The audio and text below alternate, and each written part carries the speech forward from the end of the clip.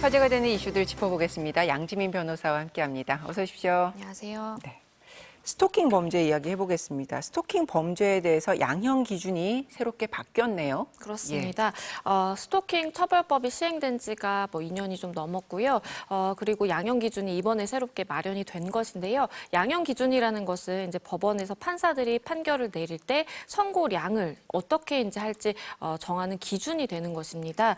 일단 일반 스토킹 범죄의 경우에는 최대 징역 3년까지 가능하도록 바꿨고요.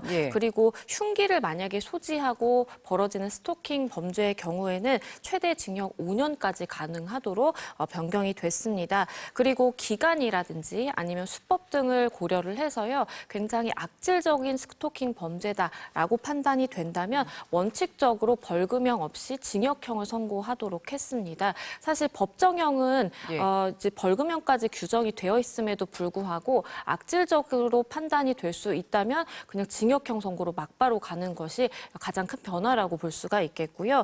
그리고 피해자가 이사를 간다라든지 아니면 학교를 다니다가 휴학을 한다라든지 이렇게 일상생활에 굉장히 좀 영향을 끼쳤다라는 것이 판단이 된다면 특별 가중 인자로 봐서 가중 처벌 가능하도록 됐습니다.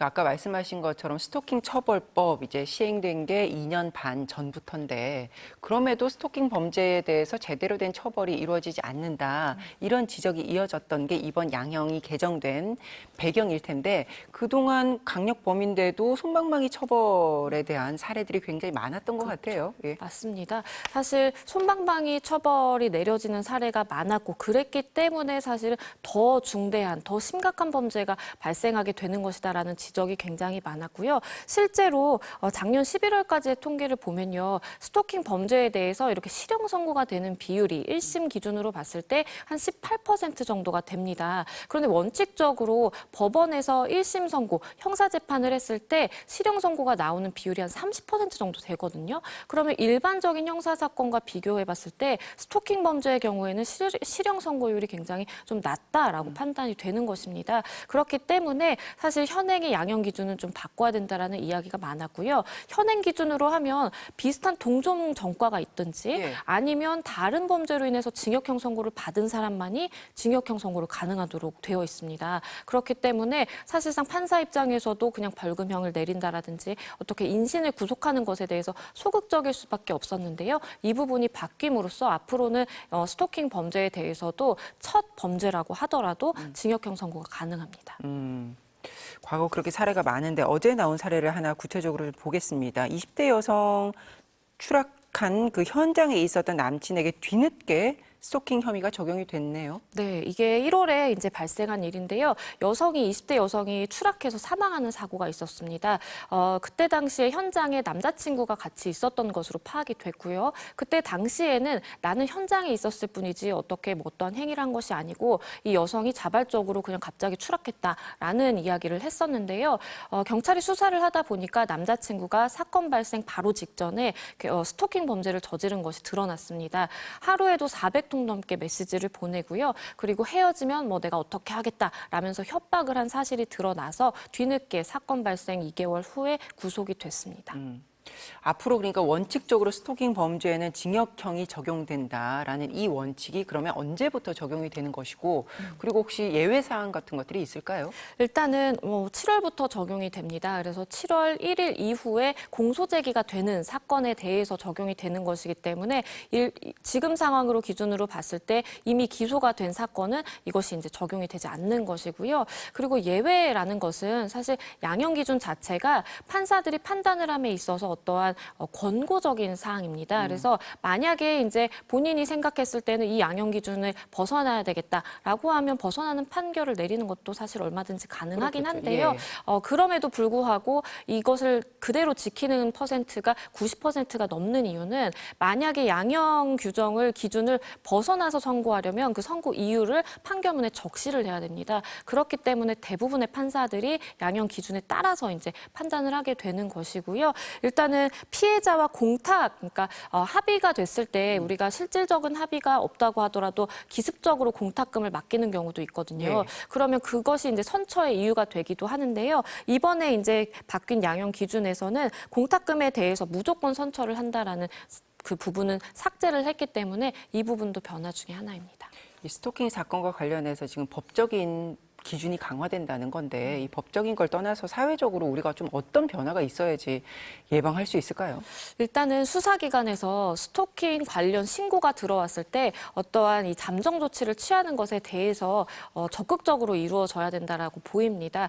지금 이제 스토킹 처벌법이 시행이 되고 많은 피해자들이 피해를 호소함에도 불구하고 대부분 이제 가해자들이 반성한다라고 밝힌다든지 아니면 동종 전과가 없는 경우가 대부분이거든요. 그러면 사실은 이제 경미하다라고 봐서 어떠한 조치를 취하지 않는 경우가 많은데 이러한 수사기관에서 잠정 조치를 조금 더 적극적으로 이끌어줘야 되는 부분이 필요하다라고 보이고요.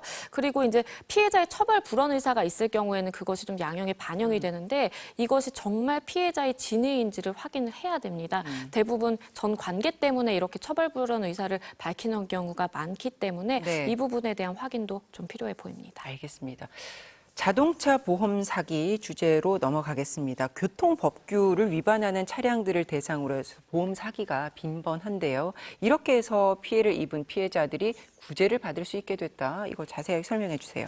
네, 일단은 교통법규를 위반하는 차량을 골라서 보험 사기를 일으키는 사람들이 굉장히 과거부터 많았습니다. 왜냐하면 이렇게 보험 사기를 저지르는 사람들이 원하는 바는 현장에서의 합의금을 지급받는 것이거든요. 그런데 이제 만약에 교통법규를 위반한 차량 같은 경우에는 보험사를 부른다라든지 아니면 경찰이 개입해서 사건이 해결되는 것을 원치 않고 대부분 현장에서 합의 형식으로 마무리가 되기 때문에 그런 차량들을 노리는 것입니다. 그런데 만약에 이렇게 보험 사기 피해를 입게 됐을 때 본인은 사실 피해자임에도 불구하고 벌점 기록이 된다라든지 범칙금을 내야 된다라든지 그리고 어쨌든 사고에 있어서 가해자기 때문에 보험회사에서 이제 보험료율이 오르게 되거든요. 그런 피해가 발생했을 때 사실은 본인이 다 일일이 찾아가서 그것에 대해서 구제를 청구를 하고 그 절차가 굉장히 까다로웠는데요.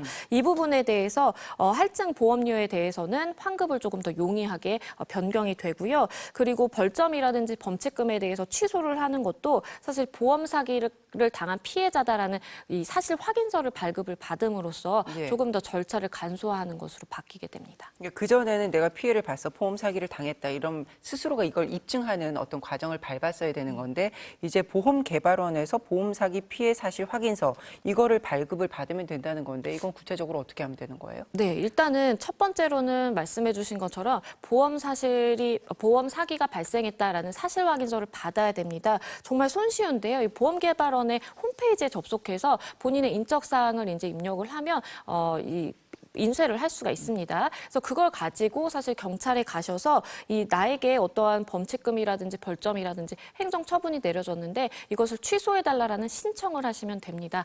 과거에는요, 보험 사기 사실을 확인하려면 판결문이 필요했습니다. 그러면 사실은 나는 그 사건에 이제 보험 사기의 가해자가 아니기 때문에 다른 사람의 판결문을 받아야 해서 그 절차가 굉장히 까다로웠고 시간도 오래 걸렸거든요. 그런데 이런 이제 피해 사실 확인서만 단순하게 프린트를 해서 제출하면 되기 때문에 훨씬 더 간소화가 됐습니다. 근데 이제 이런 사기는 교통법규를 위반한 어떤 상대들을 대상으로 노리는 범죄이기 때문에 기본적으로 운전자가 교통법규를 어기지 않는 거 그게 전제가 돼야 될 테고요. 이런 구제 조치가 생기게 되면 앞으로 그러면 보험 사기를 막는데 뭐 상당한 효과가 있다 이렇게 볼 수 있을까요?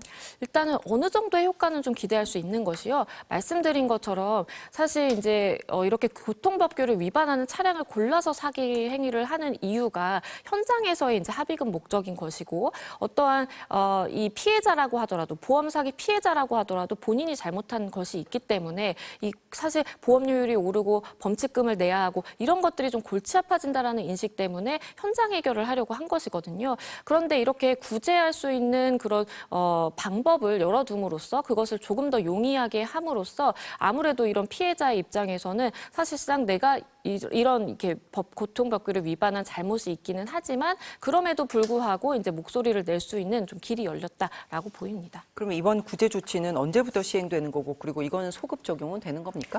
일단은 이 4월 15일부터요 시범 운영이 됩니다. 일단은 해보고 6월부터 정식적으로 시행이 되는데요. 이 소급의 경우에는 사실은 이제 그 전에도 이 보험개발원에서 판결문을 쭉 이제 받아서 보험료를 산출을 하고 또 이 보험사를 보험사를 통해서 보험 수가를 조정하는 작업들은 계속 되어 왔던 것입니다. 예. 그렇기 때문에 만약에 과거에도 이렇게 되어 오기는 했지만 본인이 누락됐다라든지 그런 경우에는 마찬가지로 이 홈페이지에 접속을 하셔서 이 보험 사기의 피해자라는 사실 확인을 받으면 역시 혜택을 받을 수 있습니다. 이거는 이제 관점을 좀 바꿔서 보험사의 얘기이기도 한데 우리가 보험 사기하면 교통사고 보험 사기하면 어떤 교통사고가 나고 나서 이걸 과장해서 대응해서 보험금을 많이 가져가는 우리가 일명 나이롱 환자 이런 표현도 쓰긴 하는데 그런 건에 대해서는 뭐 어떻게 적용할 수 있는 겁니까? 이게 조금은 이제 분리해서 봐야 될 것 같기는 합니다. 사실은 이제 보험 사기라는 것이 굉장히 사회적으로 좀 큰 비용이거든요. 그리고 보험 사기로 실제 처벌되는 건수도 굉장히 많습니다. 그래서 사실 보험 사기 역시 이제 언급해 주신 것처럼 내가 실질적으로는 뭐 하루 이틀 병원을 다니면 끝날 것을 일주일 동안 다닌다라든지 이런 것도 사실은 보험 사기에 해당한다라는 좀 인식을 갖는 것이 필요하고요. 더불어서 그런 것에 대해서 우리가 이제 법적으로 처벌받는 것이 아니라 좀 도덕적으로 문제가 있는 것이다. 굉장히 가볍게 생각하는 경우가 있는데 그게 아니라 이제 범죄로도 연결이 될 수 있다라는 것을 인지를 하셔야 되겠고요.